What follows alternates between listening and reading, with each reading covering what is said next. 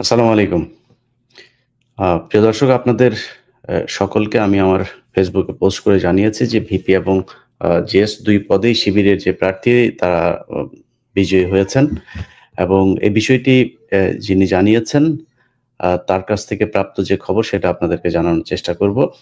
আপনাদেরকে খুব আ সহজভাবে একটা বিষয় জানিয়ে নিই যে ভোট দেয়া শেষ হয়েছে কখন আপনারা জানেন। তখন থেকে এখন পর্যন্ত সাংবাদিকরা সবাই সেখানে দাঁড়িয়ে আছেন এবং তারা অপেক্ষা করছেন যে আ ভোট আ গণনা শেষে ফলাফল জানার জন্য। আপনাদের কি মনে হয় যে ঢাকা বিশ্ববিদ্যালয়ের মতো ছোট্ট একটা জায়গায় অল্প কিছু ভোটার নিয়ে একটা ভোট সম্পন্ন হওয়ার পরে সেই ভোট গণনা করতে, করতে এত রাত লাগার কথা কিনা? এখানে যে বিষয়গুলো হয়েছে সেটা হচ্ছে উম আ মানে গোয়েন্দা সংস্থার সাথে খেলা করে আমাদেরকে মজার বানরের খেলা দেখাচ্ছেন। তাদের দাবি হচ্ছে যে এখন যদি নাকি ফলটা ঘোষণা করা হয়, আমি যেমনটা জানিয়েছি যে ভিপি এবং জিএস ২ পদে শিবিরের প্রার্থী বিজয়ী হয়েছেন। এটা যদি প্রকাশ করা হয় সেক্ষেত্রে ছাত্রদলের পক্ষ থেকে তারা সা ঢাকা শহরের সব জায়গায় তাদের ঢাকা বিশ্ববিদ্যালয়ের আশপাশে বিভিন্ন জায়গায় তারা অবস্থান নিয়েছে এবং সেখানে বিশাল আ পরিমাণে তাদের নেতাকর্মীরা সেখানে আছেন।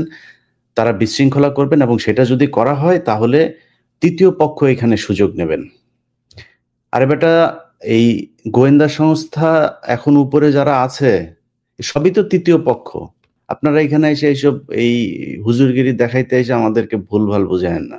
সো ফলাফল যা হয়েছে সেটা জানাইতে হবে। এই দেশের মানুষ শেখ হাসিনা এর আগে ওই নুরু ভিপি হয়েছিল। ওই সময় তারা চেয়েছিল সবগুলো ভোটই তারা নিয়ে নিবে। শেষ পর্যন্ত পারে নাই। ভিপি নুরুকে তারপর দেখেছে যে একটা দেই তাইলে আর পিছনের গুলো নিয়ে কোনো হবে না। ওরে ভিপি বানায় রাখো, তার কাজ যা করার তোমরাই করবা। সেটাই হয়েছিল।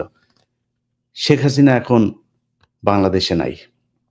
শেখ হাসিনা সেই রাতের ভোট, তারপরে হচ্ছে গিয়া ড্যামি ভোট, ভোটারবিহীন ভোট, এইসব ভোট আর এই দেশে হবে না। যেটা ফলাফল হবে সেটা করতে হবে। কেউ যদি বিশৃঙ্খলা করে, মনে করেন ছাত্রদল যদি নাকি মনে করে যে তারা বিশৃঙ্খলা করে তারপরে জিতে যাবে, বিশৃঙ্খলা করে তারপরে তাদের ভালো কিছু হবে, তাইলে হোক কোনো সমস্যা নাই। আপনি যদি নাকি ৩য় পক্ষকে সুযোগ দিতে চান, তাইলে আপনি সুযোগ দেন। আপনার যদি ভালো হয় তাইলে হোক।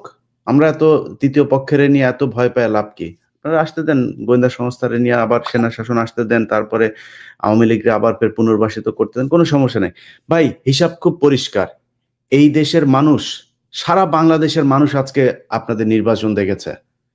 এক মহিলা এসে বলল, তিনি ফোন করেছেন, হ্যাঁ, ফোন করে তারপরে দেখেছেন এই এই হচ্ছে, এই হয়ে যাচ্ছে। একজন তার বান্ধবী একজন ফোন করে বলেছেন যে ভিতরে ক্রস চিহ্ন দেয়া সেখানে। সারা সারা দেশের সব মিডিয়া আজকে আপনার এখানে ছিল। একেকটা টেলিভিশন পত্রিকার ৮ টা ১০ টা করে টিম সেখানে কাজ করেছে। কারোর চোখে কোনো কারচুপি পড়ল না? এর আগে আমরা দেখি নাই কারচুপি নির্বাচন?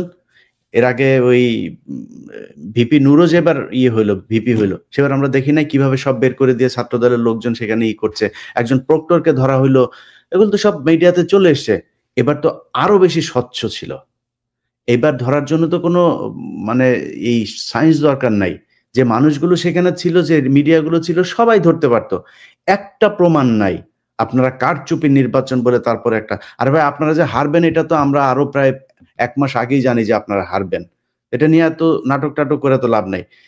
যদি জোর করে এখন কোন ধরনের করাইতে চান কিংবা মনে করেন রেজাল্ট দেওয়ার পরে আপনারা সারা বাংলাদেশে একটা বিশৃঙ্খলা, ঢাকা শহরের ঢাকা বিশ্ববিদ্যালয়ের আশপাশে একটা বিশৃঙ্খল পরিস্থিতি তৈরি করতে চান, বাংলাদেশের মানুষ আপনাদের এগুলো ভালোভাবে নেবে না। এর আগে শেখ হাসিনা যত জোর করে যত ভোটে নির্বাচিত হয়ে এসছেন, সেগুলোর পরিণাম কি এই দেশের মানুষ দেখেছে। তার চাইতে বরং প্রস্তুতি নেন। ভাই এখনো রেজাল্ট হয় নাই। আপনি যেহেতু জানেন না, আপনার কাছে যেহেতু আসে নাই, তো প্রস্তুতি নেন। বিজয়ী হইলে আপনি বিজয় মিছিল করবেন। বিজয়ী না হইলে সুন্দর করে একটা নতুন কালচার তৈরি করেন। বিজয়ী প্রার্থীকে ডেকে এনে তাকে ফুল দিয়ে তাকে বলবেন যে, "আমাকে এই শিক্ষার্থীরা চায় নাই।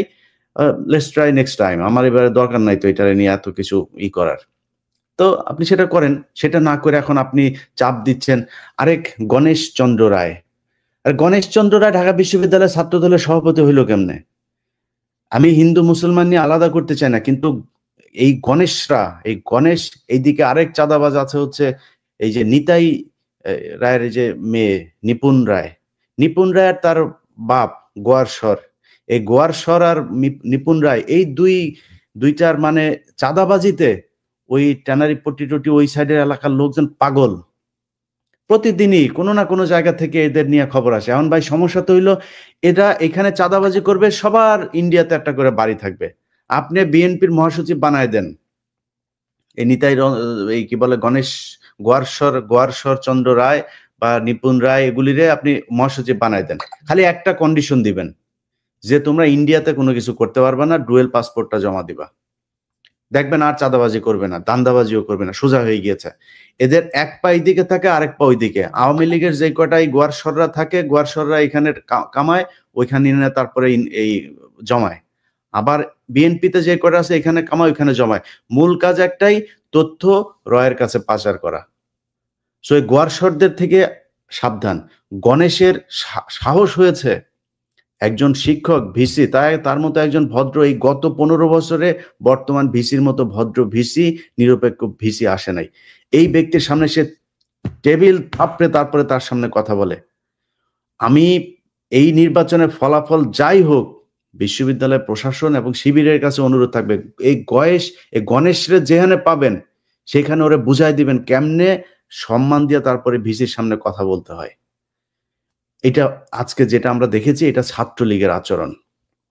অতএব বিএনপির ভাই আপনাদের কাছে অনুরোধ থাকবে, এটা বিশাল নির্বাচন না, এই নির্বাচন দিয়ে দেশের রাজা মন্ত্রী মিনিস্টার এগুলো নির্বাচিত হবে না। অতএব যদি নির্বাচনে আপনাদের পক্ষে রেজাল্ট না আসে সেটা মেনে নেয়ার জন্য প্রস্তুতি নেন। দেশে বিশৃঙ্খল কোনো পরিস্থিতি যেন না ঘটে, সেটা আপনাদেরও দায় আছে।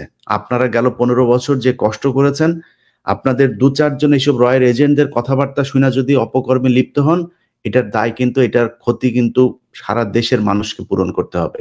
সো আপনাদের কাছে দায়িত্বশীল আচরণ আশা করি।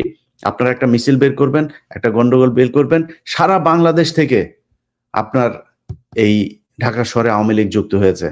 ওই যশোর জেলার আওয়ামী লীগ বরিশাল জেলায়, বরিশাল জেলার আওয়ামী লীগ সিলেট জেলায়, সিলেট জেলার আওয়ামী লীগ ওই জেলায়, এরকম বিভিন্ন জেলায় জেলায় তারা নানান ধরনের অপকর্ম করার জন্য তাদের ভেতরে এখন এই গ্রুপগুলোতে এই আলোচনা হচ্ছে। তারা টার্গেট নিয়েছে অমুককে ধরতে হবে, এটা যাবে কারা, বরিশাল থেকে যাবে হচ্ছে ঝিনাইদহে। ঝিনাইদহে যায়, সেখানে মানে ঝিনাইদার কেউ নাই, ঝিনাইদার ওইখানের যারা আওয়ামী লীগের ছিল তারা কেউ দেখে নাই, একজন বিদেশে আছে, একজন ঢাকায় আছে, সেখানে তারা কিন্তু পরিকল্পনার সাথে সবাই আছে। এখানে আপনি নিউ মার্কেটের সামনে একটা ঘটনা ঘটাবেন, ডিজিএফআই আওয়ামী লীগের লোকজনের নিয়ে এসে ঢাকায় নিয়ে তারা তাদের ক্যান্টনমেন্টে পর্যন্ত থাকতে জায়গা দিয়ে রেখেছে, তারা মাঠে নামানোর জন্য প্রস্তুত, এসে তারপরে ঘটনা একটা ঘটায় দিবে, আপনিও মারা যাবেন।